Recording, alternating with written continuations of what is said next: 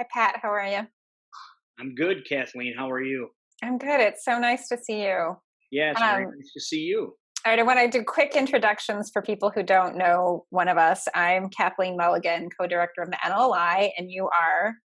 I'm Pat Dillon, Executive Vice President of the Utility Workers Union of America. And alumni of NLLI season 4, I believe. Yes, season four, the best season.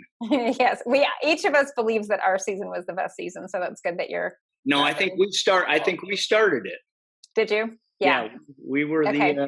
We we could spend all our time debating that, so I'm just going to skip us ahead. We'll just stipulate that we all think we started it.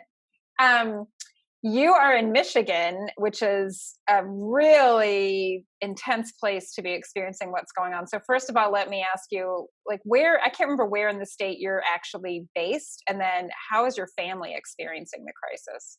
Like, how are you I doing? am I am in Kalamazoo, which is Okay. in Southwest Michigan. Most of the coronavirus activity has been in Southeast Michigan, around the Detroit metro area.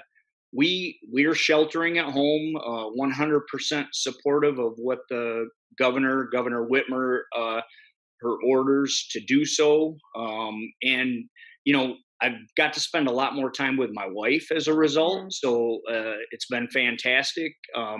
I'm seeing a lot less of my parents, mm. because they're sheltered at home and they're taking this very seriously. But so far none of us have been sick, and so we're hoping that we can hold this off as best as possible. Mm.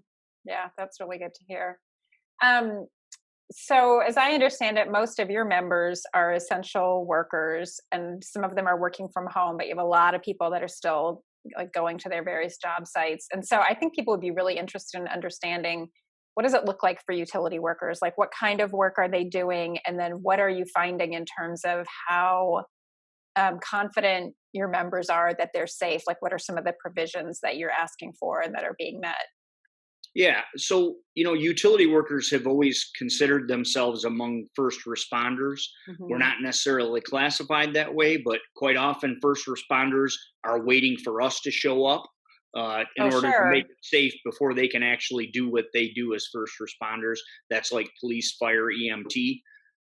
So it's not that extreme for our members to be working during what would be considered a Mm, disaster. A pandemic is a little bit different. There's no doubt, but thankfully, as organized labor, we have worked with all of our employers who, quite honestly, may have had emergency plans, but none of them had plans for a pandemic. This is unprecedented, as we all know. And so, as a result, we have been able to basically dictate and help form the response by the companies and the level of protections and safety that our members experience. So, we were very early adopters of single persons to a vehicle. Normally, our crews run 2 to 3, maybe 4 in a vehicle. We quit going to headquarters and started showing up to remote locations only as crews. We took as many people to home report as possible, and we have our call center reps are actually working from home, and they are mm. considered first or essential workers because they are the ones that get the calls for gas emergencies and electric emergencies, wire downs, and things like that. So they're as crucial as any of the field employees, but they, interestingly enough, are able to do that work from home. Yeah. It's interesting what jobs can be done from home now that we might have thought in the past weren't possible. But Yeah, and we really don't have that many, to be honest with you. The vast majority of our membership are essential workers and required to report to a work location. mhm, You can't do electric, gas, water, wastewater yeah, work, without remotely. being, as Yeah. you well know, wastewater work requires you to be in the field, and so. Our call center reps, I don't want to forget about, because even though they're not in the field, and that's where it all starts. Mm, So they're essential workers like any others, and oddly enough, are able to work from home. yeah. I want to give a shout out that your president, our president, Jimmy Slevin, is with us. So hi, Jimmy. Nice to Hey, know Jimmy, he's how you watching. doing, buddy? So one of the things that you mentioned to me before when we spoke is that you feel like your union has been like able to advocate for what workers need to be safe on the job, but some of your employers probably cut across multiple states, but the state regulations are very different. And so what kind of complication is that creating, or how is that changing how you do the work of, like, if you have a really high safety standard in one state, are you able to get it in a state where the state government has taken a different approach? Now, that is a definite issue across the nation, and an interesting issue. As you said, some states are more stringent than others because some are experiencing greater effects from Mm-hmm. the pandemic than others.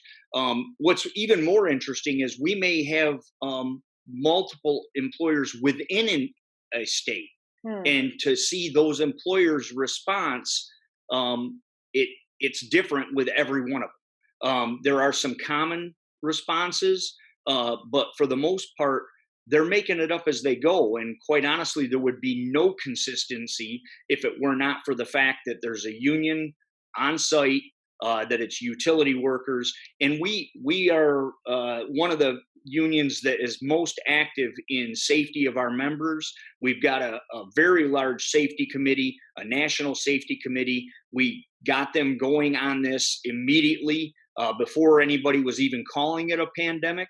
And we were basically getting information from the field, trying to develop best practices and sharing that with locations that were not responding accordingly.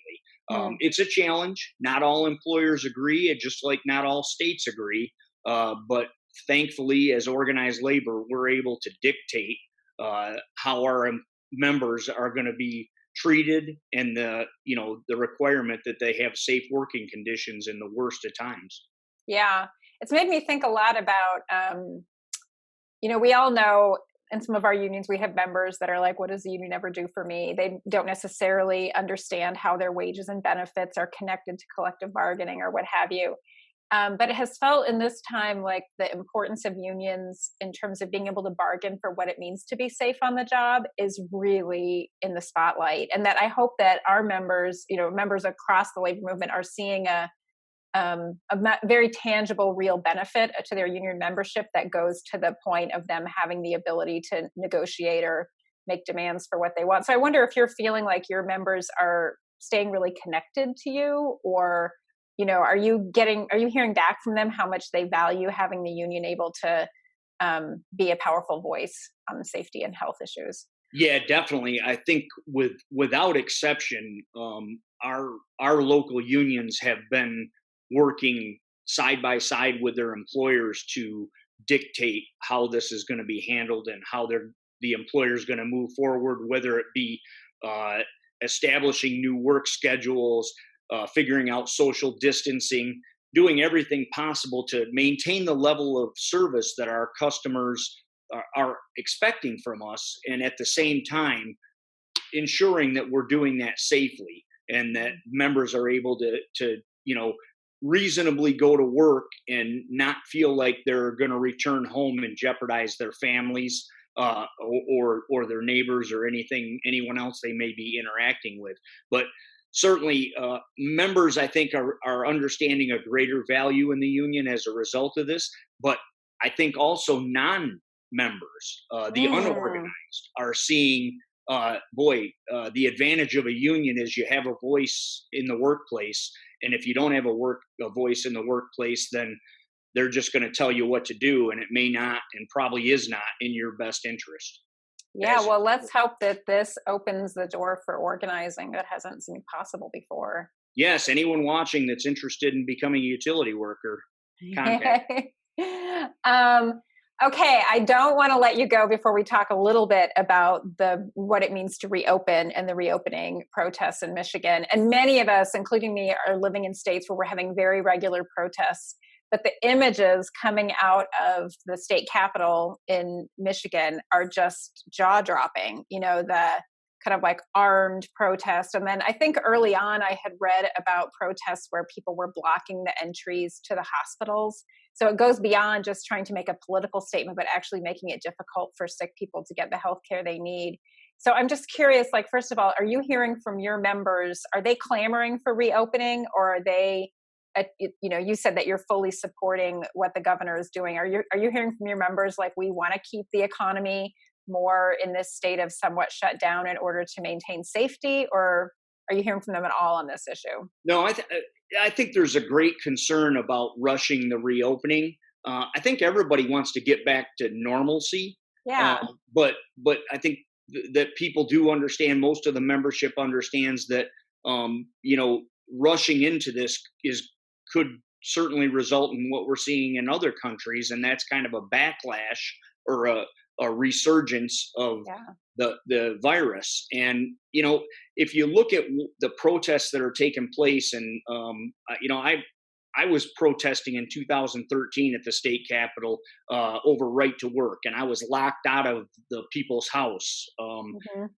While they were signing the bills to establish right to work in Michigan. And I can tell you, during those protests, which were massive, and because you had them in Wisconsin, Yep. uh, they were massive protests, but I don't recall seeing a single gun on the property, on the people's house, on the people's property. We were in the people's house before they locked us out. We were not carrying automatic or semi-automatic weapons. We were not carrying Confederate flags. We were not. There were no swastikas in place. We the protests in Michigan and in many other places have been co-opted by the worst of the worst.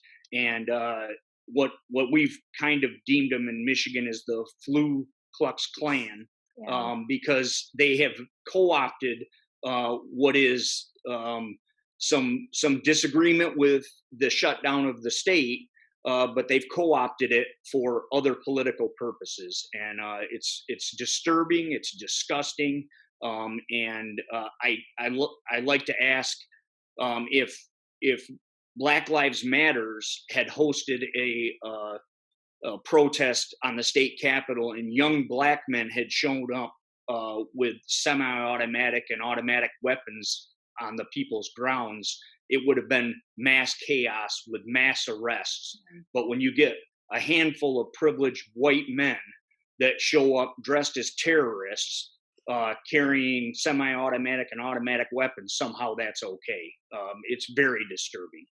It's really scary. And I feel like this is something that we in the labor movement have to really grapple with, because it's a complete threat to democracy. Like, if you can't have peaceful, carrying out the functions of government, even when we have to make hard decisions or when there are contentious issues, we still believe that our elected officials are going to the state capitol. They're making decisions based on their best assessment of the situation and what their constituents want. And so when people who are armed can put a stop to that, or can create a threatening environment where our elected officials don't feel like they can do their job, that's a problem. And for us in the labor movement, it's a real problem, because we need democracy. Democracy is part of what lets unions have the space to do the organizing we do and to be a voice for members. So I hope that across the labor movement, people are looking at that and really recognizing that one of the issues we have to take on is making sure our democracy is thriving and healthy. And that may not be something that people are going to bargain over in their contract, and they may not be clamoring for you to be doing it. But if we're not doing it as unions, we're kind of closing the space that we need to do the bargaining and the work that matters for our members. You're right. And it's standing up for democracy is one of the things that unions are based on. And it a lot of the work that we do as labor unions is for our members, but a large portion of the work we do is for more than just our members. Yeah. It's for the common good. It's for all workers. The whole idea, of raising everybody rather than lowering everybody. So, it's really important that we as the labor movement take the higher ground in these matters and work towards, building on our democracy, not allowing it to be torn down. Yeah. Is there anything you want to say to the NLLI community that's watching here? Yeah. I'm a proud season 4 member, as I've already stated. But you know, I personally, and I think many that have been through, if not all that have been through NLLI, realize that this is probably one of the most important things happening in the labor movement today. And when Mm, we talk about labor, we're talking about the labor movement. We're not talking just about organized labor, and that's something that we as union members often miss. There are so many portions of the labor movement that are dealing with issues that organized labor does not deal with anymore. The things that we dealt with at the turn of the last century are still taking place today for our disenfranchised members or employees or citizens across the United States that are fighting just for common decency and safety within the workplace, things that we take for granted. So I just encourage anyone that's watching